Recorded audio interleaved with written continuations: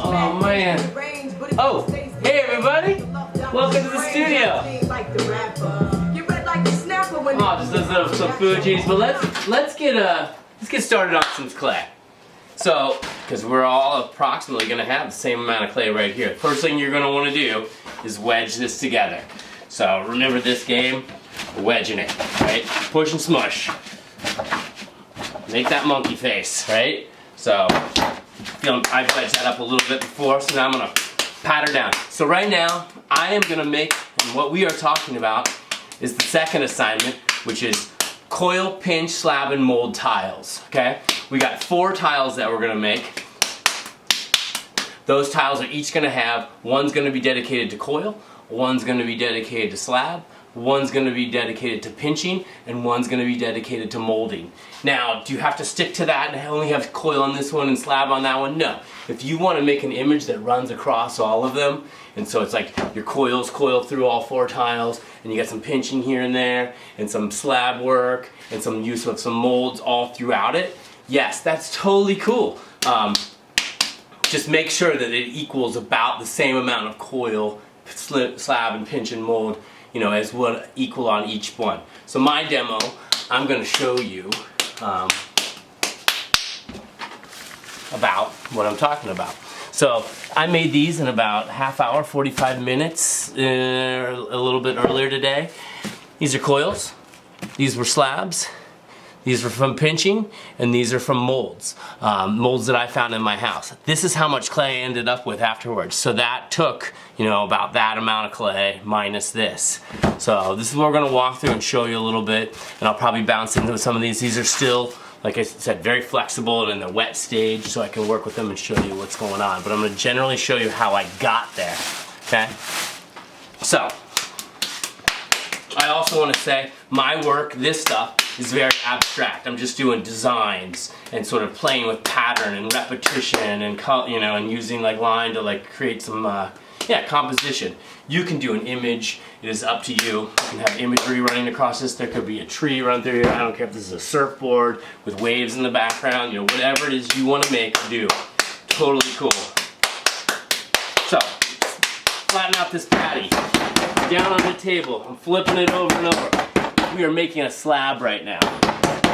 Sort of flipping it over. If you've ever made pizza dough or ever made a pie crust, this is very similar.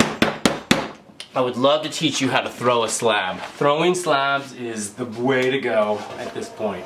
So I would throw it this way, and it would catch on the bottom and drag it out, but I'm going to want to hold onto the paper a little bit. And then I can do the same thing, kind of back towards myself. Right? So you can see it's stretching out. So in slow motion, I fling it up, I let it hit right there, and it comes back to me. If at any point in this you mess up or aren't happy with what's happening, just, you know, wedge it back, ball it back up, and put it back together. At this point, you know, you could roll it out, you could flatten it, you could find something round to roll it if you have a rolling pin, your mom doesn't mind getting it a little bit funky. Just wash it right off. As you know, clay washes out, it's not a big deal. But we're going to want pretty thin here and equal. So I want my tiles to be relatively thin, thinner than you would think, because we're going to build up all that texture on them. So I'm going to get to about right here, okay? And that's about how big I made my slab out of that extra clay. So you can use, you can just guesstimate, but we're going 4 by 4. I cut this out of a magazine. I'm going to try and use as much of the clay as I can. So I'm putting it down here, back into my my needle tool, my little wire, right? So I'm going to cut these. I'm dragging across. They do not have to be perfect, but they're pretty darn good. Cutting right through here. There's one. I can reuse that line I already made. Take it right up to it. What's great about this is it sticks right to the clay. All the extra clay I'm going to use, I wouldn't just ball it up in the end.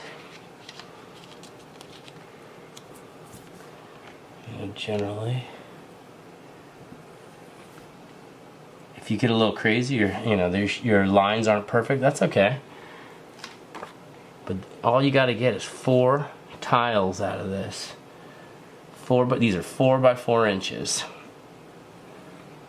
Okay. Boom, there's 4. Similar, if you wanted like a circle or do 4 circles, you know, same concept. And I don't care if they're funky like this or perfectly round, but I would go a little bit bigger. If you do or don't know, clay shrinks when it's fired. About 10 to 12%, this clay. Some clays, like porcelain, shrink over 20%. I'm gonna leave some of this slab, because I'm gonna use it. I'm gonna ball up some of this other stuff. So boom, I got my 4 slabs ready to go. Now, if you wanna work, like I said, across all 4 and do like a cool pattern or some sort of a totem pole or like whatever it is your idea is, you can do that, right? But if you're gonna work it one at a time, do not just leave them out, because you'll work on this for a half hour and by the time you get here, this guy's gonna be dried out, and this is all the clay we have. So, highly recommend, as you're working, I'm just gonna put this clay back. As you're working, you know, and what I was doing is if I was working on one at a time, I would just cover those like that, right? So we got a couple slabs going. So, and that goes also for this stuff. Ball this up. I'm not gonna use this circle, but you can imagine where I was going with that. I'm gonna ball this up and kind of also tuck that if I'm not using it currently.